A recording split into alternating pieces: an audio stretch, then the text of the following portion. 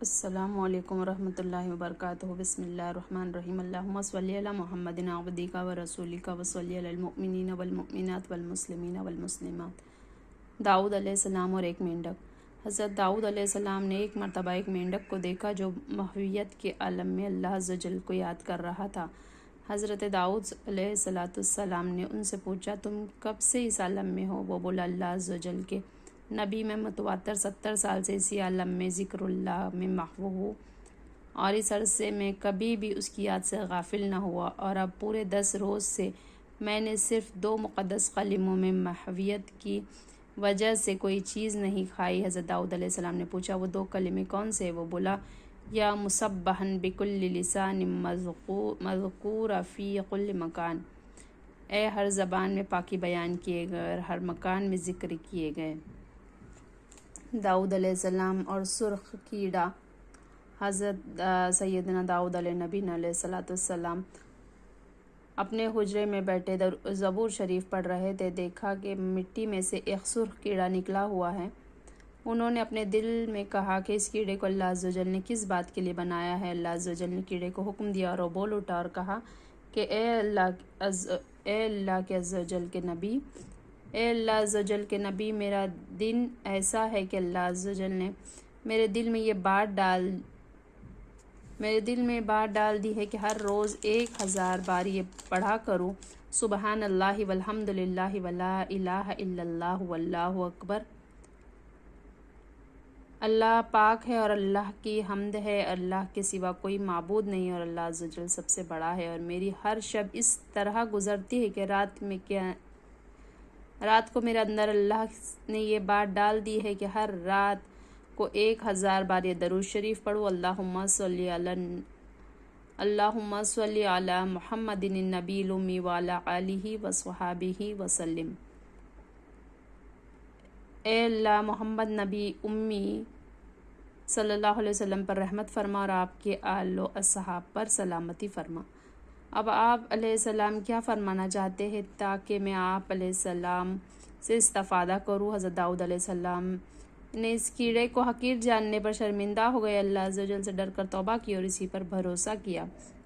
پیارے اسلامی بھائیوں، ان حکایت سے معلوم ہوا کہ اللہ عز و جل کی ساری مخلوق اس کی یاد میں محو ہے، ایک انسان ہی ہے جو اس کی یاد سے غافل ہو جاتا ہے۔ پیارے اسلامی بھائیوں اور بہنوں، یہ تو حیوانات کی حکایات تھی۔ جمادات یعنی بے جان چیزیں بھی اللہ عز و جل کی تسبیح کرتی ہے، چنانچہ قرآن پاک میں ارشاد ہوتا ہے، اِنَّا سَخَّرْنَا الْجِبَالَ مَعَهُ يُسَبِّحُونَ بِالْعَشِيِّ وَالْإِشْرَاقِ، بے شک ہم نے اس کے ساتھ پہاڑ مسخر فرما دیے کہ تسبیح کرتے شام کو اور سورج چمکتے۔ اس آیت مبارک سے معلوم ہوا کہ پہاڑ بھی اللہ عز و جل کی تسبیح بیان کرتے ہیں۔ کنکریوں کی تسبیح بعض صحابہ کرام علیہم الرضوان فرماتے ہیں کہ ایک مرتبہ جب سرکار مدینہ صلی اللہ علیہ وسلم نے چند کنکریوں سے اپنے دست انور میں اٹھائے تو فَسِبْحَنَا حَتَّى سَمِعْنَا التَّسْبِيحَ، یعنی یہ کنکریاں تسبیح کرنے لگی اور ہم نے ان کی آواز سنی۔ گھاس بھی تسبیح پڑھتی ہے۔ حضرت عبداللہ اور حضرت احمد بن حرب رحمۃ اللہ تعالیٰ علیہ دونوں ایک جگہ تشریف لے گئے۔ حضرت احمد بن حرب رحمۃ اللہ تعالیٰ نے زمین کی کچھ گھاس اکھاڑ دی۔ اس پر حضرت عبداللہ نے فرمایا، تجھے 5 چیزیں ملے۔ نمبر 1، اللہ کی تسبیح سے ہٹ کر تیرا دل اس گھاس میں مشغول ہوا۔ نمبر 2، تو نے ذکر اللہ کے علاوہ دوسری چیز کی عادت ڈالی۔ نمبر 3، تو نے وہ راہ ڈالی جس کی پیروی کی جائیں گی۔ تو نے اس گھاس کو اپنے رب اللہ کی تسبیح سے روکا اور اپنے آپ پر قیامت کے دن اللہ کی حجت قائم کر دی۔ ذرہ ذرہ اللہ عز و جل کا ذکر کرتا ہے۔ صاحب نزہۃ المجالس نے ایک بزرگ کی حکایت نقل کی ہے کہ انہوں نے قرآن پاک کی جب یہ آیت پڑھی، وَإِنَّ مِن شَيْءٍ إِلَّا يُسَبِّحُ بِحَمْدِهِ، اور کوئی چیز نہیں جو اس سے سراہتی ہوئی اس کی پاکی نہ بولے، تو ان کے دل میں خیال آیا کہ اگر یہی بات ہے تو پھر ان چیزوں کی آواز ہمیں سنائی کیوں نہیں دیتی؟ یہ خیال آتے ہی انہیں پیشاب کی حاجت ہوئی اور وہ لوٹے کی طرف لپکے تو لوٹے سے آواز آنے لگی، اللہ اللہ۔ انہوں نے لوٹے سے جو اللہ کے نام پاک سنا تو شرما گئے کہ اس ذکر اللہ کرنے والے کو بیت الخلاء میں کیسے لے جاؤں گا؟ تو یہ تو بے ادبی ہوں گی۔ پھر ڈھیلا اٹھانے بڑے تو سب ڈھیلوں سے آواز آ رہی تھی، اللہ اللہ اللہ اللہ۔ اب وہ حیران ہوئے کہ ان ڈھیلوں کو بھی بیت الخلاء میں کیسے لے جا سکتا ہوں جو اللہ اللہ کر رہے۔ الغرض وہ جس طرف بڑھتے ہیں ہر چیز سے اللہ اللہ کا ورد سنتے بڑے حیران ہوئے کہ کیا کروں۔ اتنے میں ہاتف غیبی کی آواز سنی کہ کچھ سمجھے کہ ہم ان چیزوں کی آواز تمہارے کانوں کو اسی لیے نہیں سننے دیتے کہ تاکہ تمہارے کاروبار نہ رک جائے۔ وہ بزرگ فوراً سجدے میں گر گئے اور اپنے وسوسے دل کی معافی چاہی۔ میرے پیارے اسلامی بھائی اور بہنوں، الغرض یہ حقیقت ہے کہ ہر چیز اللہ عز و جل کے ذکر میں مشغول ہے۔ حضرت شیخ سعدی رحمۃ اللہ تعالی فرماتے ہیں، بز قرش ہرچی بینی در خروش است، دے دادن درے معنی کے غوش است، نہ بلبل بر گلشن تسبیح خوانست، کہ ہر خارے بتسبیح زبانست۔ ترجمہ ہے، اللہ کے ذکر سے ہر چیز بے خود ہے، لیکن اس راز کو وہی سمجھ سکتا ہے جس کے کان حق آشنا ہو ہیں۔ صرف بلبل ہی اپنے پھول پر تسبیح خواں نہیں بلکہ ہر ایک کانٹا خود اللہ تعالیٰ کی پاکی بیان کر رہا ہے۔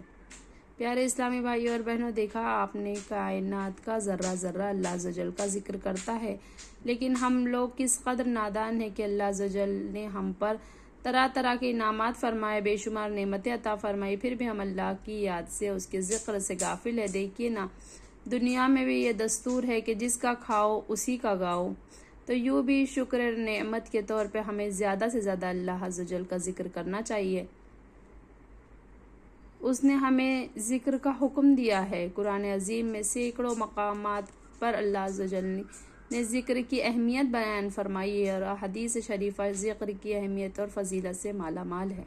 اللہ عز و جل قرآن عظیم میں ارشاد فرماتا ہے، وَاذْكُرُوا اللَّهَ كَثِيرًا لَعَلَّكُمْ تُفْلِحُونَ، وَاذْكُرْ رَبَّكَ كَثِيرًا وَسَبِّحْ بِالْعَشِيِّ وَالْإِبْكَارِ، اور اللہ کو بہت یاد کرو اس امید پر کہ فلاح پاؤں، اور اپنے رب کو بہت یاد کر اور کچھ رہے اور تڑکے اس کی پاکی بول۔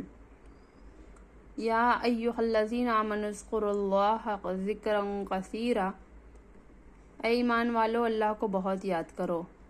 والذاکرین اللہ کثیرا والذاکرات اعد اللہ لہم مغفرۃ واجرا عظیما، اور اللہ عز و جل کو بہت یاد کرنے والے اور یاد کرنے والیاں، ان سب کے لیے اللہ بخشش اور بڑے ثواب تیار کر رکھا ہے۔ دیوانے ہو جاؤ۔ حضرت ابو سعید خدری رضی اللہ تعالیٰ عنہ سے مروی ہے کہ تاجدار مدینہ صلی اللہ علیہ وسلم نے فرمایا، اللہ عز و جل کا اس قدر کثرت سے ذکر کیا کرو کہ لوگ تمہیں دیوانہ کہنے لگے۔ مانند شمع تیری طرف لو لگی رہے، دے لطف میری جان کو سوز و گداز کا۔ اللہ عز و جل کی راہ میں تلوار چلانے والوں سے بھی ذاکر افضل ہے۔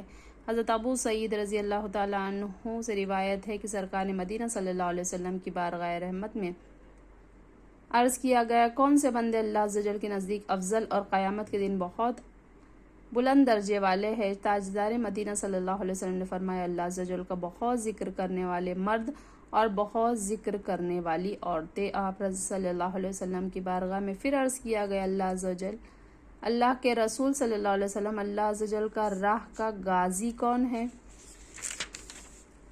تاجدار مدینہ صلی اللہ علیہ وسلم نے ارشاد فرمایا، اللہ غازی مشرکین اور کفار پر اتنی تلوار چلائے کہ تلوار ٹوٹ جائے اور خون میں رنگ جائے، تب بھی اللہ عز و جل کا ذکر کرنے والا اس درجے میں زیادہ ہوگا۔ سبحان اللہ و بحمدہ، سبحانک اللہم اشہد ان لا الہ الا انت، نستغفرک و نتوب الیک۔ سبحان ربک رب العزت عما یصفون وسلام علی المرسلین والحمد للہ رب العالمین برحمتک یا ارحم الراحمین، آمین یا رب العالمین۔ جزاک اللہ خیر۔